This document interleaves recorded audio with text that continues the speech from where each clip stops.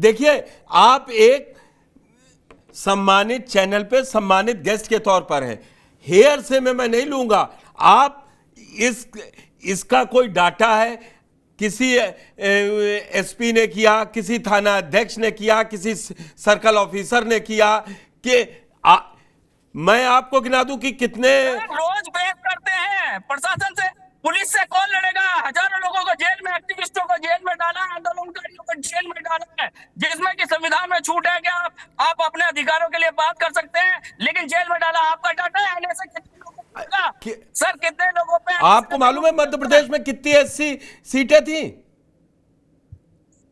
वहां एससी नहीं है बैठा जो बीजेपी जिता भेज रहा, मैं नाम लेके कह रहा हूं। गुजरात में एससी एसटी नहीं है, वह छत्तीसगढ़ में नहीं है। वहां वो जो वोट दे रहा है भाजपा को, वो सब सरेंडर्ड है, वो सारा पैसा खा के वोट दे रहा है। सर पैसा खा के नहीं, डर से भी वोट लिया जाता है इस देश के अंदर, डर दिखा के भी वोट लिया जाता है। आप ही आपको अब मैं बताऊं सुशील जी, मेरी बात सुन लीजिए। जिस बसपा की आप बात कर रहे हैं ना, सुनिए मेरी बात, वो बसपा राज्यसभा में भी बीजेपी के साथ खड़ी है। उत्तर प्रदेश में आ जाता हूं, वो बसपा 2 बार बीजेपी के साथ मिलकर सरकार बनाती है। सुनिए सर, सरकारें बनानी और अपने अधिकारों पर लड़ना, यही बसपा है जिसने पहली बार उत्तर प्रदेश के अंदर पहली बार ठेकेदारी प्रथा में रिजर्वेशन दिया था। यह देश का मॉडल था सर, जो देना प्राइवेट सेक्टर में रिजर्वेशन की बात को आगे बढ़ाया था। इस बात को नहीं बढ़ाएंगे कि आप प्राइवेट सेक्टर में रिजर्वेशन क्यों है। जातिगत जनगणना की बात सुप्रीम कोर्ट नहीं करेगा, प्राइवेट सेक्टर में रिजर्वेशन की बात सुप्रीम कोर्ट के पास जो जाता है वो फैसला लेता है। सुशील गौतम, मैं आता हूं।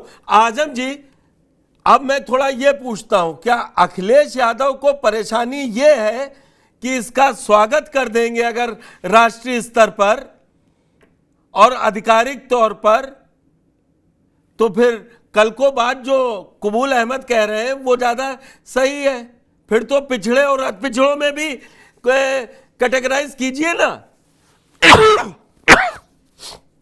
क्या यही डर है? देखिए पुष्कर जी, ऐसा नहीं है कि हम लोगों ने शुरू में कहा है, बार बार हम लोग कहते रहे हैं कि जनसंख्या के अनुपात में लोगों को हिस्सेदारी मिलनी चाहिए। अरे बिल्कुल मिलेगी। यहाँ पे कोटा विद इन कोटा है, वहां जनगणना जो है उसमें कोटा विद इन कोटा की बात पूछ रहे हैं हम। नेताओं को बड़ा अच्छा आता है टीवी के सामने घुमाना। जहां तक एससी एसटी आरक्षण का सवाल है, जो संवैधानिक प्राविधान है वो सामाजिक उत्थान, प्रतिनिधित्व और हिस्सेदारी देने के लिए किए गए थे। क्योंकि जो उनके साथ नाइंसाफी हुई थी, शायद संविधान निर्माताओं का यह मानना था कि उस नाइंसाफी के लिए ये जरूरी है कि ये व्यवस्था की जाए। अगर कोई समीक्षा आजम जी, मैं बहुत छोटा सवाल, मैं इतना क्योंकि पैनल वहां, मैं आ रहा हूं, बोलिए, एक मिनट रुक जाइए, उसके बाद डॉक्टर सुनील कौशिक पास जाना है मुझे सिर्फ इतनी सी बात आप बताइए, एसपी को ओबीसी में कोटा विद इन कोटा पसंद है कि नहीं? चलिए छोड़ दीजिए इस फैसले को। नहीं तो बिल्कुल हम लोगों ने ऐसी कोई बात नहीं करी है, कोटा विद इन कोटा की कोई बात लेकिन नहीं करी। अब सुनिए, उन्हीं अखिलेश यादव को महिला आरक्षण बिल में कोटे में कोटा चाहिए। क्यों भाई? महिलाओं के उत्थान की बात हो रही है और हम यहाँ पर कोर्ट किसके उत्थानों की बात कर रहा है? इसके साथ है देखिए, दो धारी बातें नहीं चलेंगी ना। महिलाओं का उत्थान हो जाए, पुरुषों का नहीं हो। महिला एक अलग सेक्शन है पुष्कर जी। अच्छा, महिलाओं की जाति नहीं लिखवा रही है सुप्रीम कोर्ट से? जब इलेक्शन कमीशन फॉर्म भरवा रहा है तब महिलाओं की जाति नहीं पूछ रही कि महिलाओं का धर्म नहीं पूछ रहा?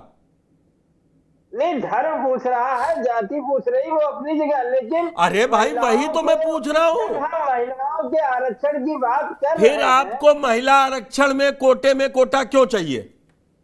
महिलाओं को दे दिया। महिला अपने आप में एक अलग वर्ग है और वो अपने आप में पिछड़ी हुई है, उसे माना जा अच्छा, रहा है सरकार और जो जो पिछड़ी यादव है। जी और कुर्मी जी को छोड़कर जो जितने और पटेल जी को छोड़ के बाकी जातियां जो पिछड़ी हैं वो पिछड़ी नहीं है। नहीं, बिल्कुल है। आंकड़ों पे किसी बात ने करेंगे नहीं ना, कहा। किसी ने आंकड़ों नहीं पे कहा बात कि करेंगे ना। सिर्फ यादव या पटेल की बात कहीं नहीं कही गई है। और अरे भाई, बहुत सारे मैं आपसे पूछ रहा हूं, मैं पूछ रहा हूं, कोटा विद इन कोटा अगर नहीं पसंद है ओबीसी में तो महिला आरक्षण में क्यों पसंद आ जा रहा है? और कबूल जी, अब आप मुझे बताइए, जो 78 साल पहले जिनको दिया गया आरक्षण उसमें देखा गया ना, तभी आज ये सुप्रीम कोर्ट ने व्यवस्था दी, उसके पास भी आंकड़े रखे गए होते, इसीलिए वही तो मैं उसने राज्य सरकारों को ये छूट दी। अब मेरा सवाल सुन लीजिए, सवाल मेरा ये है, जब ईडब्ल्यूएस को दिया गया जनरल कैटेगरी में 10%, इसीलिए तो दिया गया इकोनॉमिक वीकर सेक्शन को, कि सिर्फ जिनको दे दिया गया उन्हीं को मिलेगा, और ठाकुर जी, पंडित जी, गुप्ता जी, इनको नहीं, तभी दिया गया। हालात बदलते हैं, चेंज होता है, तब देखा जाता है। उसी तरीके से इसमें वर्गीकरण की बात आ रही है कि 78 साल में कुछ चेंज ही नहीं हो पा रहा है, कुछ ही लोग बढ़ते चले जा रहे हैं। पुष्कर जी, देखिए, जब भी आरक्षण दिया गया उसके लिए बाकायदा उस समाज का आकलन किया गया, उसकी समाज के लिए बाकायदा एक आयोग बने, उस आयोग ने आकलन करके रिपोर्ट दिया, तो उसके बाद आरक्षण का प्रावधान लागू हुआ। आप देख लीजिए, 27% ओबीसी के लिए पहले काका कालेकर की आयोग का गठन किया गया। उन्होंने जो रिकमेंडेशन किया था उसमें उन्होंने कहा था कि जाति के आधार के बजाय आप देखिए आर्थिक आधार पे, उसको लेके इसकी वजह से उसको आरोप नहीं हुआ। उसके बाद मंडल बीपी मंडल के नेतृत्व में जो है मंडल आयोग का गठन किया गया। मंडल आयोग गठन करने के बाद लंबे अरसे के बाद जाके 1990 में 89 आरक्षण लागू होता है ना, आरक्षण लागू होता है। आप देखिए कि एक अरसा लगा, लेकिन ईडब्ल्यूएस कोटे को देने के लिए मध्य प्रदेश और इनके चुनाव होते हैं, नतीजे आते हैं, सरकार उसके बाद लागू कर देती। क्या कोई आयोग बना कि समान वर्ग में जिन लोगों को आप सुप्रीम कोर्ट से उस पर मोहर लगी? एक मिनट, देखिए, सुप्रीम कोर्ट से मोहर अरे लगा, भाई, सुप्रीम कोर्ट का फैसला, एक मिनट, हम आप यहाँ कुछ काम कर रहे हैं, मैं गलत करूंगा तो मुझे लीजिए कानून भैया, के तहत और संविधान के तहत ही तो सजा आपका मिलेगी। सवाल हो गया, एक मिनट, सवाल हो गया, आपको इतना बुरा क्यों लग रहा है? सवाल सुन तो लो पूरा। ईडब्ल्यूएस कोटे पे अगर हमने कह दिया तो इसमें बुरा क्यों लग रहा है आपको? पहले सुनिए तो, एक मिनट, अब मेरा सवाल तो सुन लो भैया, जवाब भी, सवाल पूछो, सवाल का जवाब सुनो पूरा। बुरा हेलो, इसलिए लग रहा है। बोल लेने दीजिए, बोल लेने दीजिए, नहीं फिर बोलूंगा तो कहेंगे आप बीच में बोल रहे हैं। जवाब सुने, मेरा कहने का मतलब ईडब्ल्यूएस एससी एसटी को भी सुप्रीम कोर्ट से मोहर लगी थी। उसके बाद सरकार ने आंदोलन होता है 2 अक्टूबर को, उसके बाद शामी को सरकार वापस ले लेती है।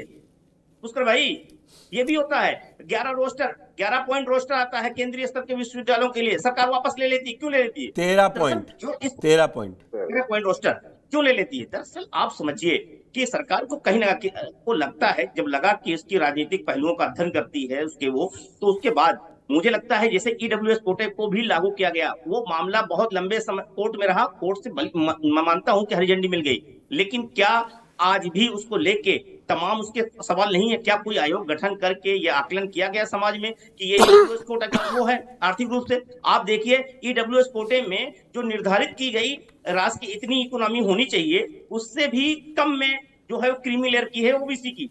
पुष्कर भाई, 8 लाख है, 8 लाख, और ईडब्ल्यूएस के कितना है?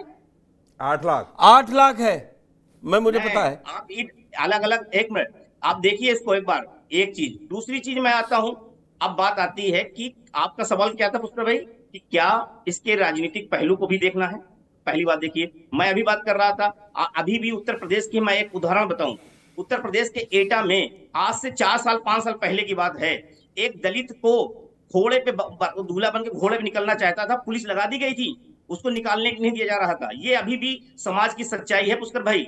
इसके अलावा क्या कोई मुझे आप ये बता सकते हैं कि जो आरक्षण का वर्गीकरण किया जा रहा है उसमें आप मुझे 5 जातियां बताइए कि वाकई वो 5 जातियां उत्तर प्रदेश के एससी समुदाय की हैं जो आरक्षण से वंचित रही हैं, जिनको आरक्षण नहीं मिला। एक मिनट कबूल जी, मैं जब सरकार डाटा रिलीज करेगी मैं तभी बोलूंगा। मेरे पास नहीं, एक मिनट, जैसे लोग कह देते ना 13% वोट इनका गैर जाटवों का मिल गया और 45% मायावती को चला गया। मैं उसमें सीधे कोट करता हूं कि ये CSDS का कहना है। नहीं, जब जातिगत को, आप मुझे एक बात समझाइए, मैं जातिगत जनगणना पे आ जाता हूं, आऊंगा इस सवाल को लेकर आजम जी आप पास भी। जी जी। जब 31 के बाद 1931 के बाद से नहीं हुई और इतनी सरकारें आके चली गई, अब राहुल गांधी की आंखें खुल रही हैं ना कि एक्सरे मशीन आ जाए, हलवा किसने बनाया, वो लाइन दूसरी चली जाएगी, मैं वहां जाना नहीं चाह रहा था।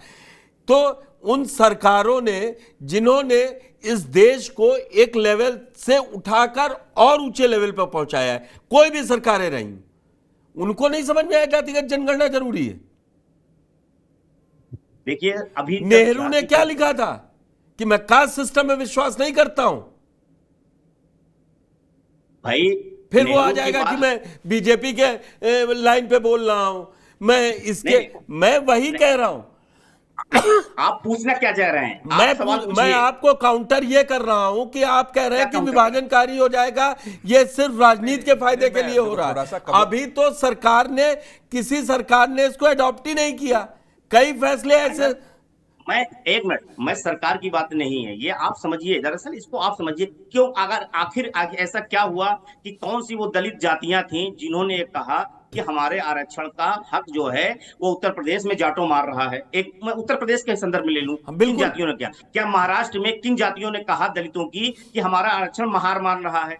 बिहार में एक पुष्कर भाई कि किन जो जातियों ने कहा कि पासवान हमारे आरक्षण। देखिए, उसके पीछे का जो सामाजिक नैरेटिव है क्या है, ये है कि उत्तर प्रदेश में जाटो सबसे बड़ी संख्या में, अगर देखिए उत्तर प्रदेश में जाटो तो 50% ज्यादा, 54% के आसपास उत्तर प्रदेश में जाटो। कपूर साहब एक सवाल, जब देश में आरक्षण लागू हुआ, अंबेडकर जी ने किया, तब किसने मांग की थी आरक्षण की? क्या चीज? जब अंबेडकर जी ने आरक्षण लागू किया तो देश में कोई बड़ा आंदोलन हुआ था? अंबेडकर जी को बस कोट कर देते हैं। पूना एक्ट में क्या निर्धारित था? पूना एक्ट में यही यहां तक कर दिया गया कि आंदोलन हुआ था क्या? बड़ा आंदोलन हुआ क्या? लोगों ने मांग की आरक्षण की। अरे वो कांग्रेस ने ही रखा था, अंबेडकर जी का नाम लगाते हैं। ये जब पंडित जवाहरलाल नेहरू थे जिन्होंने कहा था कि कॉन्स्टिट्यूशन असेंबली का हेड डॉक्टर BR अम्बेडकर को बनाया जाए। मतलब आप अपने हकों के लिए लड़ेंगे तभी आपको न्याय मिलेगा।